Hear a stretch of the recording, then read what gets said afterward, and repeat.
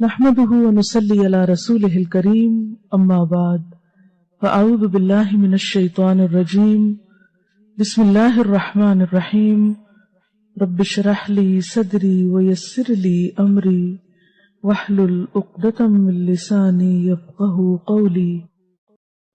صحبت اور غسل جنابت۔ صحابہ کرام رضی اللہ عنہم کے درمیان غسل جنابت کا ایک مسئلہ زیر بحث آیا۔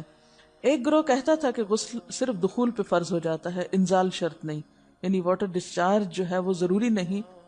دوسرا گروہ بیان کرتا تھا کہ وجوب غسل کے لیے دخول کے ساتھ انزال بھی شرط ہے۔ یہ طویل مباحثہ کسی فیصلہ کن صورت پر منتج نہ ہوا۔ آخر قرار پایا کہ ام المومنین حضرت عائشہ رضی اللہ عنہا سے دریافت کیا جائے۔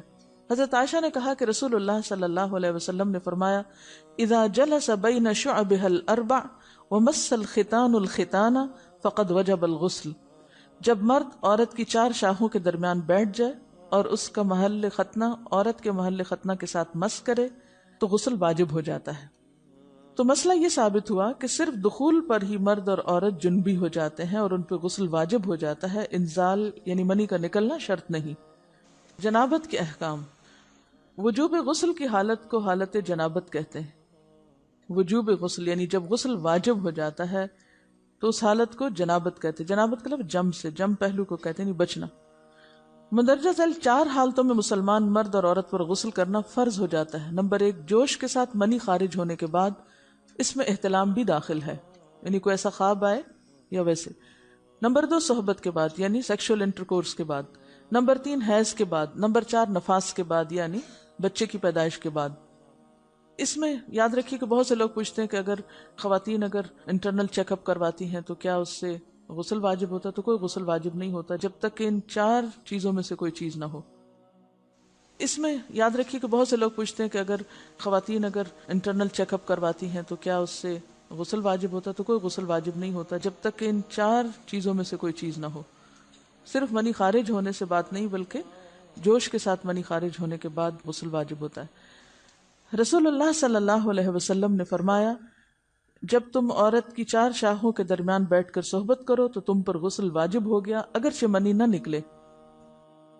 آپ نے غور کیا ہوگا کہ طہارت کے مسائل بہت تفصیل کے ساتھ اور اپنے اندر بہت ڈیٹیلز رکھتے ہیں، اور بہت سے موضوعات ایسے ہیں کہ جو انسان کی ظاہری زندگی نہیں بلکہ اس کی نجی اور ذاتی زندگی سے متعلق بھی ہیں، لیکن اس طرح پبلکلی ان کو پڑھانا اور ان کو سکھانا یہ بھی ایک ضرورت ہے، کیونکہ آپ صلی اللہ علیہ وسلم نے انصار کی خواتین کی تعریف کی کہ انصار کی خواتین کتنی اچھی ہیں جنہیں حیا دین کا علم حاصل کرنے سے نہیں روکتا۔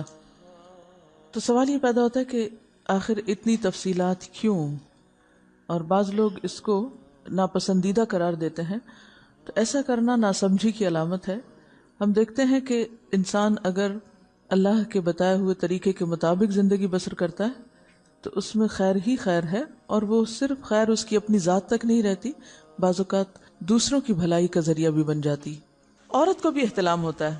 ام المومنین حضرت سلمہ رضی اللہ عنہا روایت کرتی ہیں کہ حضرت ام سلیم نے رسول اللہ صلی اللہ علیہ وسلم سے کہا، اے اللہ کے رسول، یقیناً اللہ حق سے نہیں شرماتا، یعنی حق بات اور ایک ضروری بات جو ہے اس کو واضح کرنا ضروری ہوتا ہے، اور اس معاملے میں شرم سے کام نہیں لینا چاہیے، کہیں ایسا نہ ہو کہ انسان انجانے میں غلط کام کرتا رہے۔ تو یہ کہہ کر انہوں نے مسئلہ پوچھا، کیا عورت پر غسل ہے جبکہ اس کو احتلام ہو؟ آپ نے فرمایا ہاں، لیکن جب پانی کا نشان دیکھے یعنی منی دیکھے۔ اس پر حضرت ام سلمہ نے شرم سے منہ چھپا لیا اور عرض کیا، اے اللہ کے رسول، کیا عورت کو بھی احتلام ہوتا ہے؟ آپ نے فرمایا ہاں ہوتا ہے، تیرا داہنا ہاتھ خاک آلود ہو، یعنی یہ ایک پیار کی ڈانٹ تھی۔ اور اس میں ہو سکتا ہے کہ مزاج کا فرق ہو، بعض خواتین کے ساتھ ایسا نہ ہو اور بعض کے ساتھ ایسا ہو، لیکن اس میں جو اصل چیز ہے وہ ایکسیسو واٹر ڈسچارج ہے۔ اس میں کہیں ایسا نہ ہو کہ لیکوریا وغیرہ کے ساتھ اس کو ریلیٹ کر دیا جائے، دونوں چیزوں میں فرق ہے۔ اور احتلام جو ہے وہ سوتے وقت ہوتا ہے، یعنی سو کر اٹھنے پر اگر انسان اپنے کپڑوں پر زیادہ ڈسچارج دیکھے، خواہ کوئی خواب یا کوئی فیلنگ یاد نہ بھی ہو، تو پھر غسل کرنا ضروری۔ معلوم ہوا کہ عورت یا مرد نیند سے اٹھ کر اگر تری یعنی نشان منی دیکھیں تو یہ احتلام کی علامت ہے، لہٰذا ان پر غسل کرنا فرض ہو جاتا ہے۔ اور اگر احتلام کی کیفیت انہیں یاد ہو لیکن نشان نہ پائیں، یعنی خواب یاد ہے لیکن کوئی سامنے علامت نہیں، تو غسل فرض نہیں ہوگا۔ ایسی صورت میں شک کی ضرورت نہیں ہے کہ نہیں میں نے خواب دیکھا اور مجھے خواب بالکل صحیح یاد ہے تو مجھے نہانا چاہیے، نہیں، محض خواب پر نہیں نہایا جائے گا جب تک کہ فزیکلی کوئی ایسی چیز سامنے دیکھی نہ جائے۔ حضرت ام سلمہ روایت کرتی ہیں کہ میں نے کہا، اے اللہ کے رسول صلی اللہ علیہ وسلم، میں اپنے سر کے بال خوب مضبوط گوندتی ہوں، کیا میں انہیں غسل جنابت کے وقت کھولا کروں؟ آپ نے فرمایا، ان کا کھولنا ضروری نہیں، تیرے لیے یہی کافی ہے کہ 3 لپ پانی اپنے سر پر ڈالے، پھر اپنے سارے بدن پر پانی بہائے، پس تو پاک ہو جائے گی۔ یعنی بالوں کی جڑیں بھیگنا، سکن بھیگنا ضروری ہے، سارے بال کھولنا ضروری نہیں ہے۔ جنبی کے بالوں کا مسئلہ، حضرت عائشہ کو خبر ملی کہ حضرت عبداللہ ابن عمرو عورتوں کو غسل جنابت کے لیے بال کھولنے کا حکم دیتے ہیں۔ فرمانے لگی، ابن عمرو پر تعجب ہے، انہوں نے عورتوں کو تکلیف میں ڈال دیا، وہ انہیں سر منڈوانے کا حکم کیوں نہیں دے دیتے؟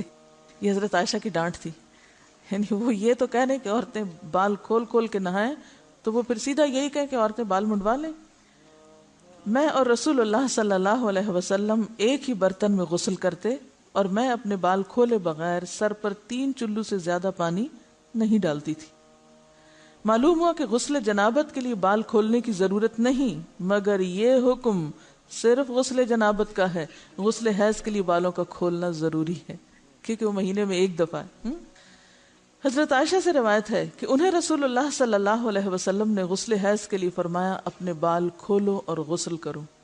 اس میں آپ دیکھیے کہ دونوں چیزوں میں فرق کیوں ہے، دونوں کی نوعیت فرق ہے، اور حیض جو ہے وہ ایک نجاست کی کیفیت بھی ہے نا، قل ہوا اذی، تو اس کے بعد نہانا اور نہا کر خوشبو لگانا خاص طور پر اس کا سارا حکم آتا ہے، لیکن غسل جنابت میں نجاست کی وہ کیفیت نہیں ہے، یعنی حیض کا خون اور منی جو ہے ان دونوں کے حکم میں بھی فرق ہے، ٹھیک ہے نا۔ بعض علماء کے خیال میں جو منی ہے اٹ سیلف وہ ناپاک چیز نہیں ہے، اگر کسی کپڑے وغیرہ کو لگ گئی تو وہ کپڑا ناپاک نہیں، اگر اس کو خشک ہونے پر خرچ کے صاف کر دیا جائے تو کپڑا صاف ہو جائے گا۔ لیکن خون حیض پر آپ صلی اللہ علیہ وسلم کیا فرمایا، چٹکیوں سے مل مل کے اس کو صاف کر کے دھوئے، تو ان دونوں میں بھی فرق ہے، لہٰذا ان دونوں کے بعد نہانے کے حکم میں بھی فرق ہے، ایک میں بال کھولے جائیں گے اور بال بھی دھوئے جائیں گے اور بالوں کی جڑیں بھی دھوئی جائیں گی، جبکہ دوسرے عام غسل جنابت میں بال کھولنا اور پورے بال دھونا شرط نہیں۔ بہت سی بچیاں ایسی جن کی شادی ہوتی ہے اور اس کے بعد انہیں ان مسائل کا پتہ نہیں ہوتا، یا تو وہ شرم کے بارے نہاتی نہیں، یا نہاتی ہیں تو پھر وہ پورے بال دھو دھو کے سکھانے میں اور ان چیزوں میں اتنا وقت ضائع کر دیتی ہیں کہ پھر بعضوں کا شوہر کی نافرمانی اور آپس کے تعلقات میں ٹینشن، لوگوں کا خوف۔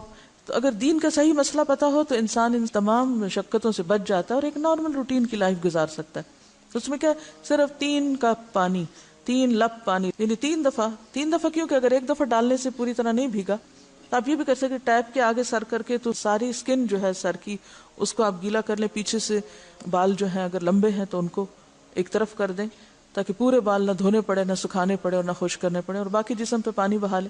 دوسری صورت یہ ہے کہ مگ میں پانی لے کے تو اس کو آپ تھوڑا تھوڑا کر کے پورے کو ایک دفعہ کریں، پھر اس کے بعد دوبارہ کریں، اور تیسری دفعہ رول کر کے بالوں کو پیچھے سے شاور کیپ ڈال لیں اور باقی جسم پھر دھو لیں۔ شاور کیپ سے کیا ہوتا ہے عام طور پر کہ پیچھے کے جو سارے لمبے بال ہیں پھر وہ نیچے گر کے گیلے نہیں ہوتے، وہ آپ کے سر پہ ہی ٹک جاتے ہیں۔ تو سر کی سکن دھوئیں اور بالوں کو جوڑے کی شکل میں باندھ کے اوپر شاور کیپ پہن کے پھر باقی جسم کو اچھی طرح دھو لیں۔ تو اس میں آپ دیکھیں کہ جب بالکل سر کے سکن کا حصہ ہی تر ہوگا، اور یہ 3 دفعہ کرنا ہوگا، ایک دفعہ سے نہیں کام چلے کہ 3 دفعہ کرنا، تاکہ کوئی بھی بال برابر جگہ سکن کی خشک نہ رہ جائے۔ تو اس سے کیا ہوگا کہ جتنا کم بال گیلے ہوں گے اتنے کم دیر میں ان کو خشک بھی کیا جا سکتا ہے اور کسی بھی مشقت کے بغیر۔